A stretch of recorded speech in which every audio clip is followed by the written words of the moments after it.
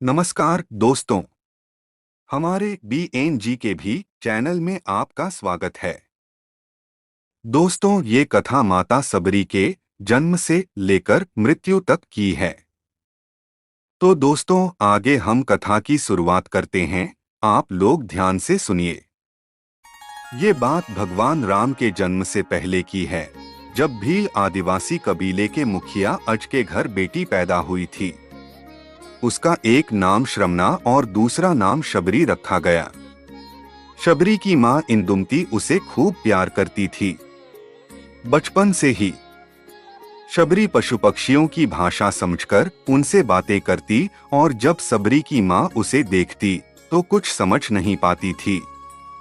कुछ समय बाद एक पंडित ने शबरी के परिवार को बताया कि वो आगे चलकर सन्यासी बन सकती है।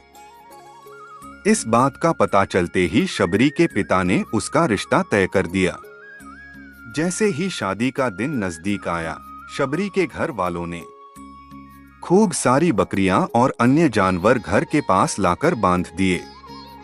एक दिन शबरी का माँ जब उसके बाल बना रही थी तो उसने माँ से पूछा, इतने सारे जानवर हमारे घर क्यों लाए गए हैं? माँ ने जवाब दिया, बेटी, तुम्हारा विवाह होने वाला है, इसलिए हम लोगों ने इनका इंतजाम बलि के लिए किया है।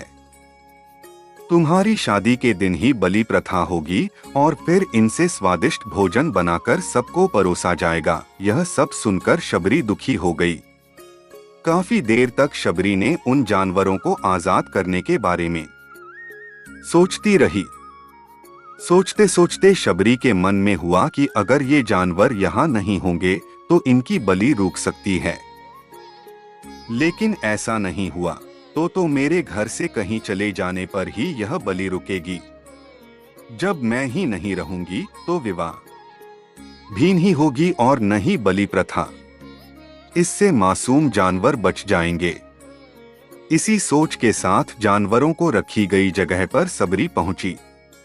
उसने सोचा कि उन्हें खोल देती हूँ, लेकिन वो ऐसा नहीं कर पाई। उसके बाद शबरी जंगल की तरफ भागने लगी। भागते भागते शबरी ऋषिमुख पर्वत पहुंच गई। वहां करीब 10,000 ऋषि रहा करते थे। शबरी को लगा कि वो भी इसी जंगल में किसी तरह ऋषिमुनियों की सेवा करके अपना जीवन जी लेगी। वो चुपचाप उसी जंगल में एक हिस्से में किसी तरह से रहने लगी। शबरी रोजाना ऋषिमुनियों की झोपड़ी के आगे झाड़ू लगाती और हवन के लिए लकड़ियां भी लाकर रख देती। ऋषिमुनियों को समझ नहीं आ रहा था कि जंगल में उनके काम अपने आप कैसे हो रहे हैं। एक दिन शबरी को किसी ऋषि ने देख लिया। उसे देखते ही उसका परिचय पूछा। जैसे ही शबरी ने बताया कि वो भील आदिवासी परिवार से संबंध रखती है तो उसे ऋषियों ने खूब डांट लगाया। शबरी को इस बात का बिल्कुल भी पता नहीं था कि उसकी जाति छोटी है और उसे ऋषियों द्वारा जाति की वजह अपमान सहन करना पड़ेगा। इतना सब होने के बाद भी शबरी हर ऋषिमुनि के दरवाजे पहुंचती और उनके आंगन में झाड़ू लगाकर उनसे गुरु दीक्षा देने के लिए कहती। हर कोई शबरी को उसकी जाति की वजह से अपने आश्रम से भगा देता था। ऐसा होते होते काफी समय बीत गया। उसके बाद शबरी मतंग ऋषि की कुटिया में पहुंची। वहां पहुंचकर मतंग ऋषि को सबरी ने बताया कि वो उनसे गुरु दीक्षा लेना चाहती है। उन्होंने खुशी खुशी उसे अपने गुरुकुल में रहने दिया और भगवान से जुड़ा ज्ञान देते रहे।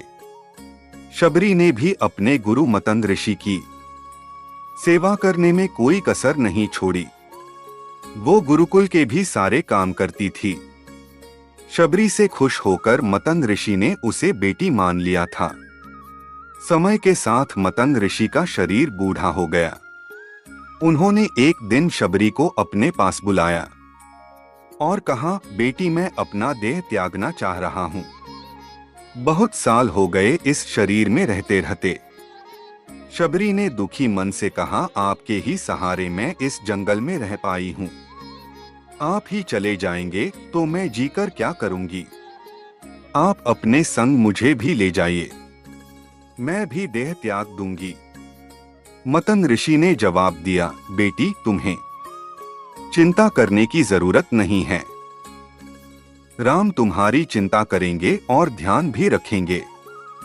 शबरी ने राम का नाम सुनने के बाद पूछा, वो कौन हैं और उन्हें मैं किस तरह से ढूंढूंगी? मतंग ऋषि ने बताया, राम कोई और नहीं, भगवान हैं। वो तुम्हें सारे अच्छे कर्मों का फल देंगे। तुम्हें उन्हें ढूंढने की कोई जरूरत नहीं है। वो एक दिन खुद तुम्हें खोजते हुए इस कुटिया में आएंगे और तुम्हें उनके हाथों ही मोक्ष मिलेगा। तब तक तुम इसी आश्रम में रहो। इतना कहते ही मतंग ऋषि ने अपना शरीर त्याग दिया। शबरी के मन में मतंग ऋषि के जाने के बाद से एक ही बात थी कि भगवान राम स्वयं उससे मिलने आएंगे।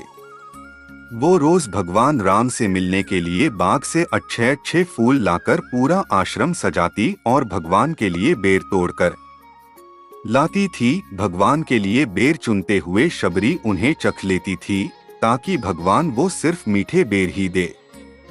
रोजाना शबरी इसी तरह भगवान के दर्शन की आस में फूल और बेर इकट्ठा करती रहती थी। इसी तरह इंतजार में कई साल बीत गए। शबरी का शरीर एकदम वृद्ध हो गया। एक दिन आश्रम के पास के ही तालाब में शबरी पानी लेने के लिए गई। तभी पास के ही एक ऋषि ने उसे अछूत कहते हुए वहां से भागने के लिए कहा और एक पत्थर मार दिया। वो पत्थर जब शबरी को लगा तो उसे चोट लगी और खून बहने लगा।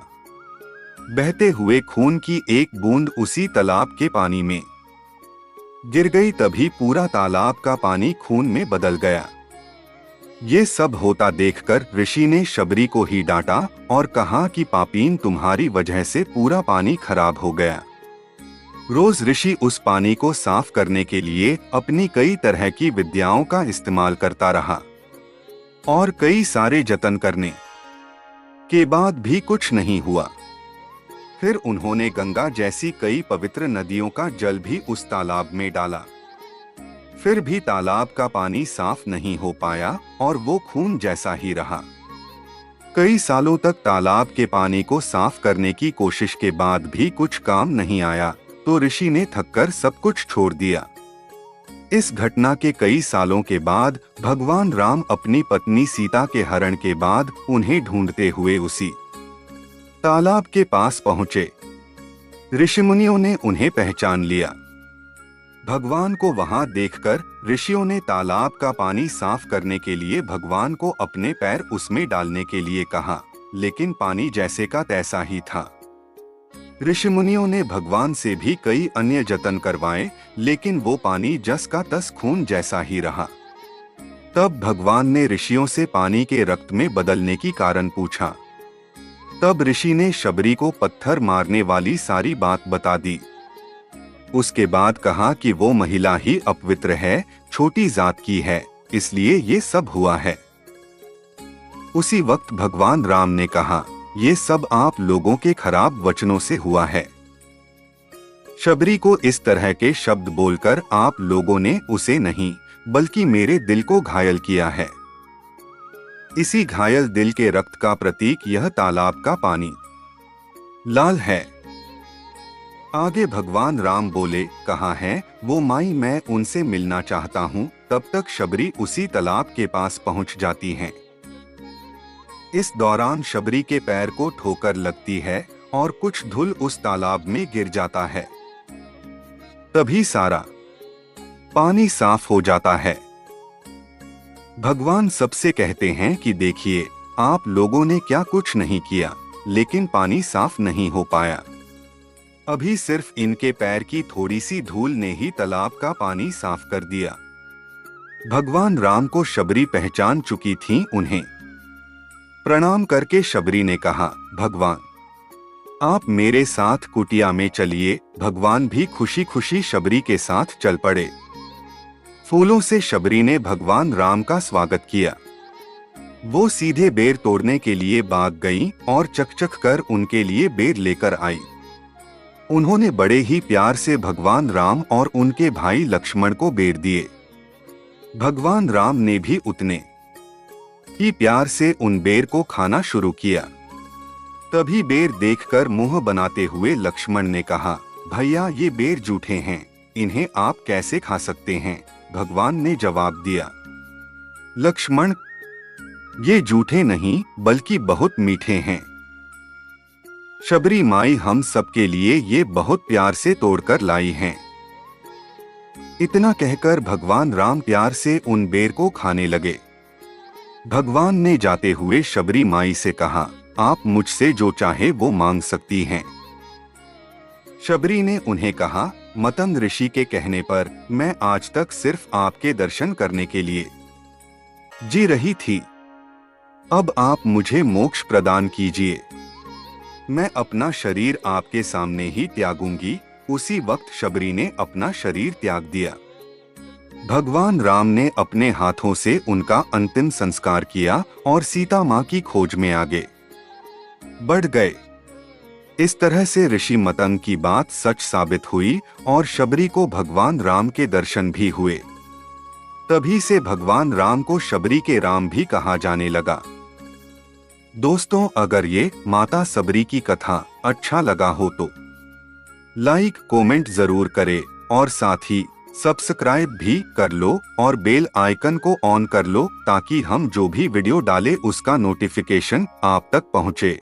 और दोस्तों, हमारे BNG के भी चैनल पर बहुत ही नॉलेजफुल स्टोरी एवं ज्ञानवर्धक पारिवारिक गरुड़ पुराण और धार्मिक कथाएं कहानियां आते ही रहेंगे।